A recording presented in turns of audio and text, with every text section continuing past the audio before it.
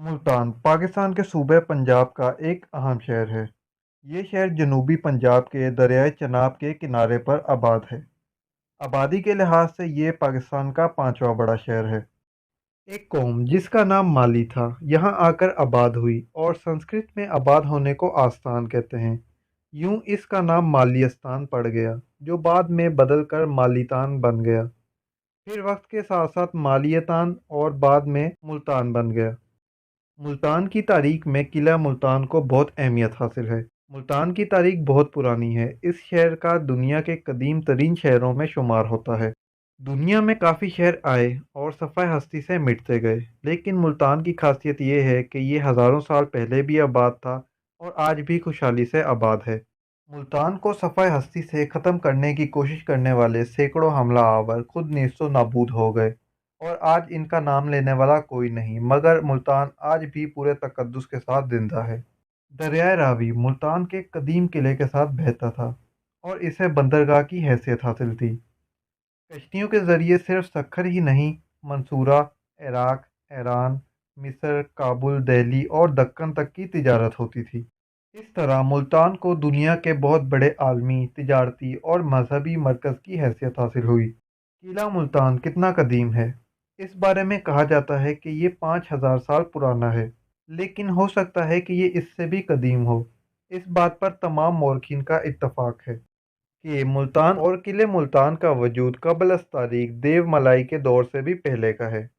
काबिल अफसोस अमर यह है कि हमला आवरों ने हमेशा इस किले को निशाना बनाया।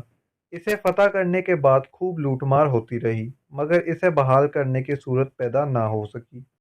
1200 कबल मसीह के दौरानिए में इसे तबाह किया गया और 325 कबल मसीह सिकंदर आज़म ने इस पर चढ़ाई की और फिर अफ़गान और अंग्रेज़ हमला आवरों ने कदीम किले मुल्तान को बर्बाद करने में कोई कसर ना छोड़ी। तारीख हमें बताती है कि मुल्तान एक शहर ही नहीं, एक तहजीब और एक सल्तनत का भी नाम है। 372 हिजरी की किताब हदूदुल आलिम बिन अल मशरिकुल मगरिब में मुल्तान की हदूद के बारे में लिखा है कि कनूज के राजा और अमीर मुल्तान की सरहदें जलंधर पर ख़त्म होती थी। मुल्तान को असल शोहरत इस्लामी हुकूमत में हासिल हुई जब नौजवान सिपह सलार मोहम्मद बिन कासिम ने 1712 ईस्वी में लश्करकशी की और यहाँ तकरीबन 10,000 अरब आबाद किए और एक जामा मस्जिद तामीर करवाई। आज से चंद सौ साल पहले मुल्तान एक बस्तियों की मानंद था।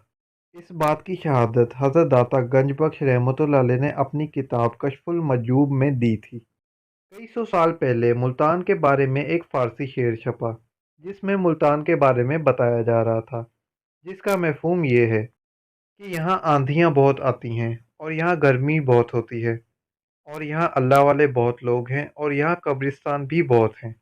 ये चंद बातें उस शेर में शाया की गई। एक वक्त था कि ये सल्तनत समंदर तक फैली होती थी और लाहौर इसका एक मज़ाफ़ाती इलाका होता था। साहिवाल, पाकपतन, उकाड़ा, मियाँ चन्नू, खानेवाल, लोधरा, मुजफ्फरगढ़ और बक्खर तमाम इसके इलाके थे। मगर ये तारीखी शहर रफ्ता रफ्ता तकसीम दर तकसीम होता गया। तारीखी सल्तनत सूबा मुल्तान और आज 3 तहसीलों तक महदूद हो गया है। इस शहर को औलिया का शहर भी कहा जाता है, क्योंकि यहाँ काफ़ी तादाद में औलिया और सूफिया के मज़ारात हैं।